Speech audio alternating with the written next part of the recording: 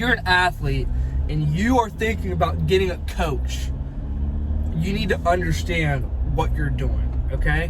When I say this, you need to understand that when you're paying for a coach, you are not paying for information realistically. That's not the monopoly that the coach has over you. The monopoly the coach has over you is the fact that he's someone that's going to be there with you to guide you hands-on for what you're doing. And if you're an athlete, I recommend doing in-person coaching. If there is an online coach that you feel can get it done, that's great, but you need to understand that, especially as someone that's going to be paying for coaching, if you're going to be in high school or in middle school, because if you're in college or NFL or pro, then you already have an in-house coach, okay? So this is why I stopped training athletes in the first place, because I didn't want my life's work to be dedicated to training, high school kids. I didn't want that. I wanted a more professional life. So in the sense of athletic training, you need to understand what you're doing. So when you get a coach,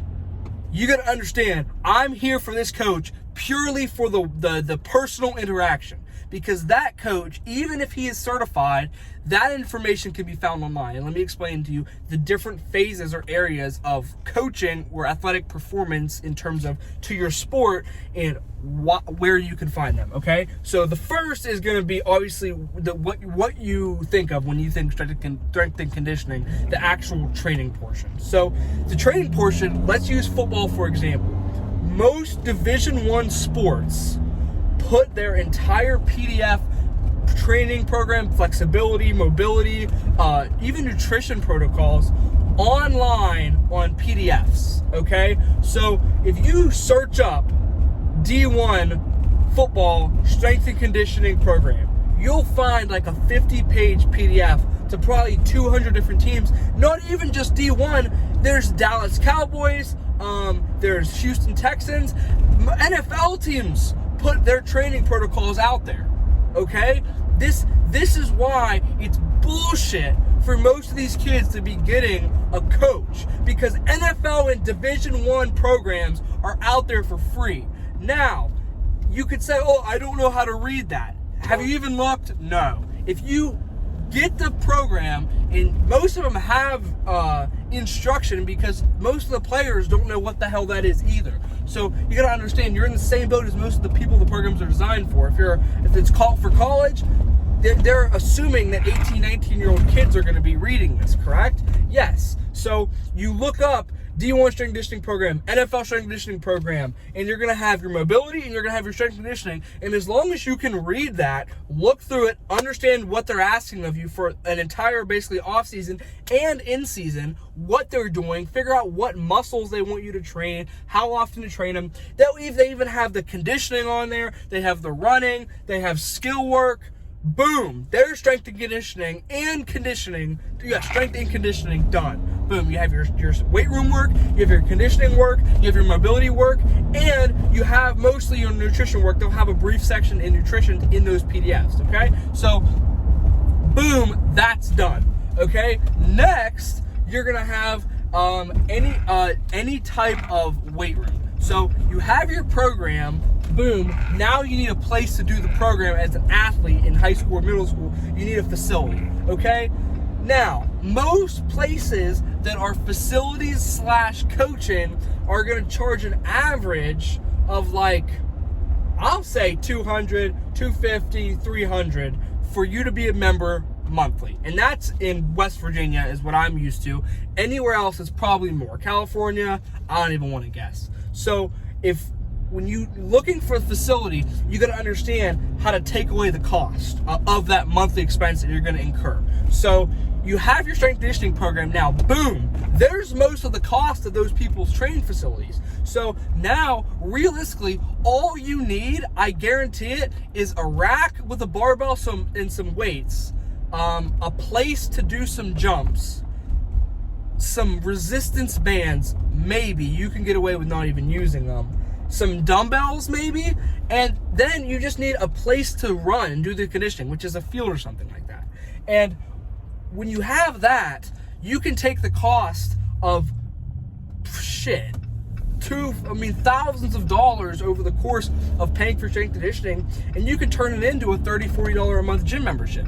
So at this point, you've went from this dude trying to sell you thinking that he's the grand messiah of strength conditioning, when in reality he didn't even have a certification. All he does is he knows how to lift, which isn't what you need, and he don't know shit about nutrition. So at the end of the day, you need to work, if you're gonna work with a trainer, you need to work with someone who could train D1 or NFL. We're going to use football for example. So whatever your sport is, you need to work with somebody who, if they wanted a job at a college, if they wanted a job at a pro level, strength and conditioning, they could get one. Because most of these athletic trainers don't know shit.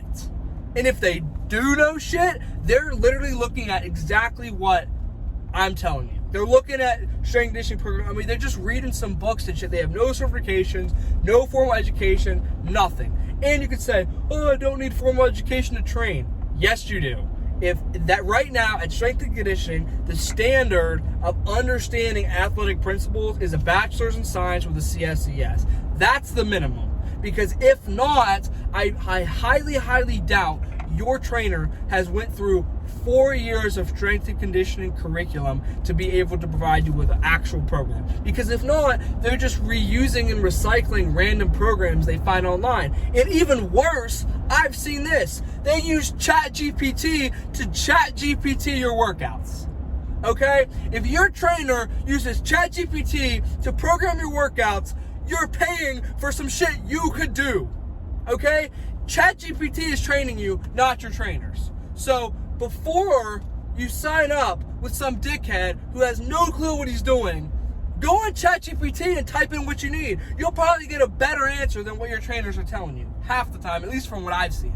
Okay? So if you want to train for free, look up your sport, D1, pro level your sport, strength and conditioning nutrition protocol, and find a pro or college team. Find their PDF strength and conditioning playbook. Follow that. Boom. Next phase. You have the strength and conditioning. Nutrition will be in there. Okay? And if nutrition's not in there, eat fucking protein. Don't eat like an asshole. That's it. Okay? Drink water. Alright? After that, you're going to have skill work. Okay? So the two types of scammers I see in youth sports are strength and conditioning coaches with no certifications, 2 skill trainers fucking scamming you, completely scamming you. Why? Because the information you're paying for is from somebody who's never done it at a pro level. If you're going to work with a skill coach or a strength and conditioning coach, they need to be somebody who has done it at the highest level or coaches it at the highest level. Third option, they have the ability to. If your coach could not become a coach for an organized organization that actually requires a strength and conditioning coach, you're getting scammed, because this guy is making a living off selling you that on him being qualified, and he's not qualified.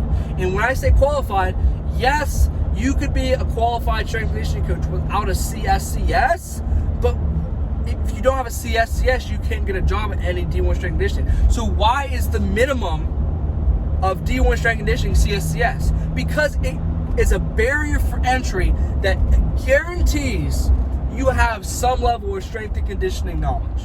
Okay? So if you don't have that, it tells people who know what they're doing that you are a fucking fraud. Okay? If you don't have a CSCS and you're training athletes, you're a fraud, and you're lying to your athletes and you're lying to yourself on the fact that you think that you're an athlete coach. In reality, you're a snake oil salesman. Okay? So if you don't have credentials in an understanding of strength and conditioning knowledge, you shouldn't be a strength coach. And as an athlete, you need to understand this. Okay? Is this guy, what NFL guys does this guy train? What pro guys, what college guys does this guy train? Can he even do that? Quiz him. Why are we doing this? Where did you get this workout from? Why did you choose this workout? Explain it to me.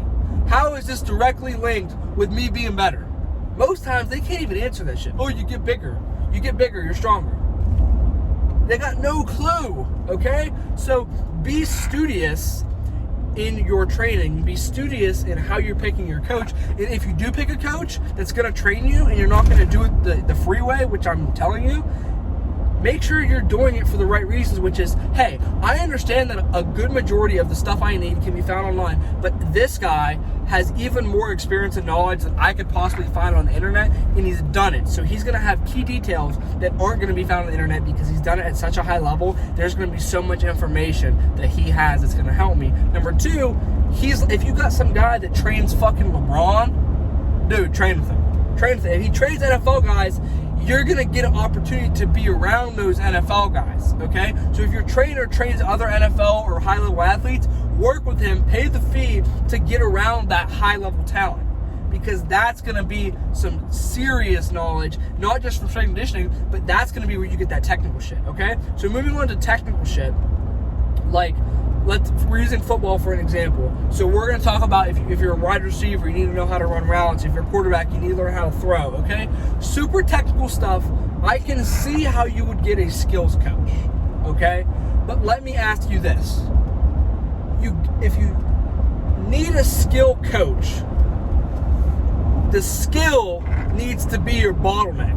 I see so many kids get a speed coach, get a hitting coach, get a fucking whatever the fuck it is, some bullshit, a basketball shooting coach, all right, and they're not good athletes, okay? So this is where most people mess up.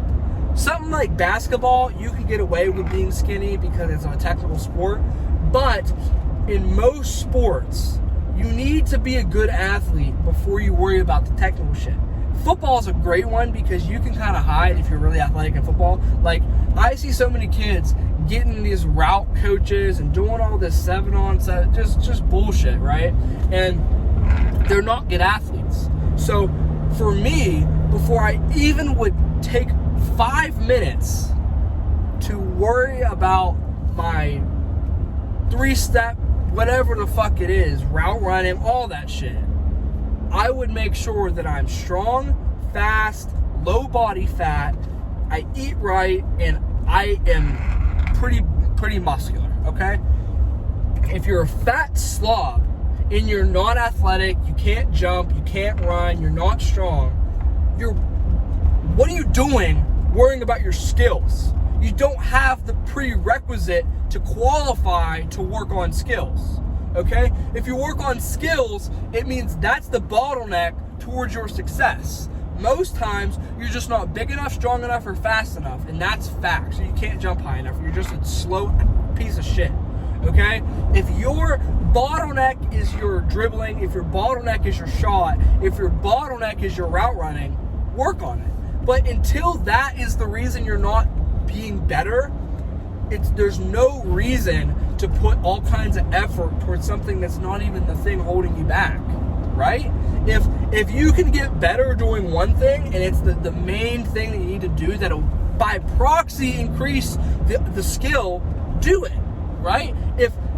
Okay, as a basketball player, if your jump shot's not great, but your BMI is like 40, you're overweight, you can't jump, you're slow, you're weak, is the shot the issue? Or if you lost your body fat, put 20 inches on your vert, and gained 100 pounds in every one of your bench squat deadlift, which one of those, or paying a coach to work on your shot, which one would make you a better player, right? The first one, because that's the bottleneck of your skill. You can shoot like crazy, but you can't run up and down the court, you can't get someone off, you're just a turd, and that's why you can't improve. So first, strength and conditioning, nutrition, body composition, be a better athlete. Worry about your strength, worry about your speed, worry about your vertical, worry about how big you are. Get strong, okay? Get strong, get fast, get quick and agile, get low body fat, look great, feel great. Number one. Number two, worry about once you're at a point where you are a fucking good athlete, you got a good vert, You're benching like 1.5 times your body weight. You can do 20 pull-ups. You can deadlift 3 times your body weight. You can squat 2 times your body weight. Like, once you're at that level, you mastered your body weight. You're strong for your weight. Like, your strength to weight ratio is great. You're fast. Boom. You're a good athlete now. Now, we're on the technique. Because once you're a better athlete than most people, especially at a high school or middle school level, boom, you've already beat 85% of them. Now, the last 15, they're good athletes, now you can out-technique them. But most kids want to worry about the technical shit because it's easy to see, like, I'm putting in work, right? But you're fat and you're slow and you can't do anything because you're like a vegetable, okay? So my advice to you, if you're an athlete that's in high school or middle school and you're thinking about getting a coach, or you're stuck and you don't know what to do, you want to start, you want to improve, okay? Coming from somebody who doesn't even train athletes because of this reason, here's my advice to you, okay? Other than the whole entire video I just talked, if you just haven't listened, okay, my advice to you is, 1, get in fantastic physical shape and get faster and be able to jump higher and lower your body fat. 2, master the basics of the skills you need to be good at your sport. Work on your jump shot. If you're a basketball, work on your jump shot, work on your dribbling, work on your passing, all right? If you're a football, work on, let's say you're a wide receiver, work on your cut, work on your drop, work on your hands. Boom. Master the basics. What does that position require me to do? I need to catch the ball, and I need to be able to run my route. Boom. Do that very well, okay? Don't worry about the top of your route. Don't worry about your fucking footwork. Don't worry about the speed ladder. That's not what you need to do. Worry about the basics. After you're a great athlete, worry about the basics, okay? Now, you can obviously work on the basics while you're doing strength and conditioning, but the skill doesn't need to be the main focus while you're improving as an athlete, okay? So you're going to improve as an athlete, you're going to improve on the basics of your skill. Once you are fucking a great athlete and you have the basics pretty much mastered at that level, you should have scholarship offers if you're a high schooler. You should be starting, you should be getting accolades in your sport, and you should have some level of offers, at minimum D3, okay?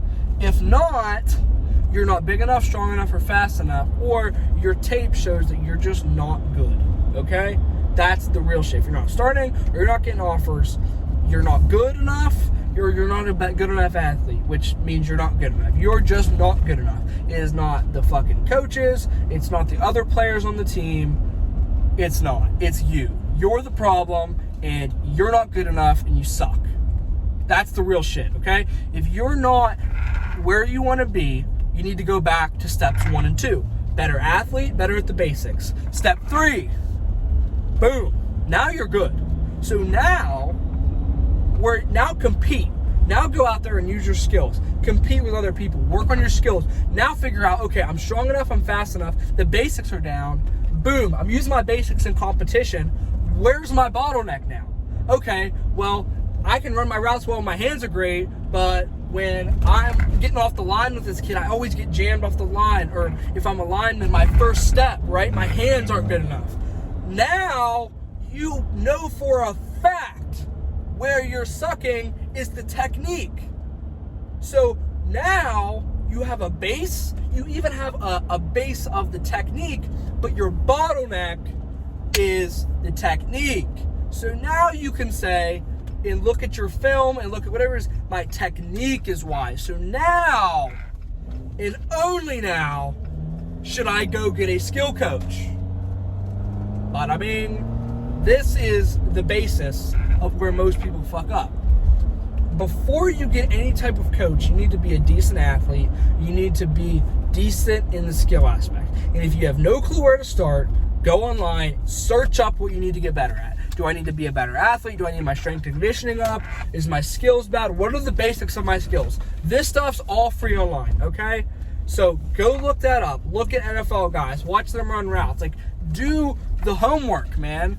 You can't just show up to some facility and expect some dude who has no clue what he's doing anyway to take your money and turn it into an investment, okay? So if you want to improve, you need to take it upon yourself to do the homework before you worry about paying somebody, some celebrity coach who's just got Instagram followers and no knowledge in the professional space of strength and conditioning with your body and your future. Because real shit, if you're a high school athlete and you're putting your trust in these coaches, you're just throwing your money away. You could be spending that money on supplements. You could be spending that money on better food. You could be spending that money on a gym membership. You could be spending that money on cleats and fucking college visits, dude. You're paying these coaches $300-$400. You could spend that money on a motel going on a visit, bro. Spend that money on gas in a motel to drive 10 hours and go get in front of a coach and shake his hand and look at him and say, hey, coach, I've been working on my speed. I've been working my strength and conditioning. Here's me. I'm so grateful for this opportunity to come to your school.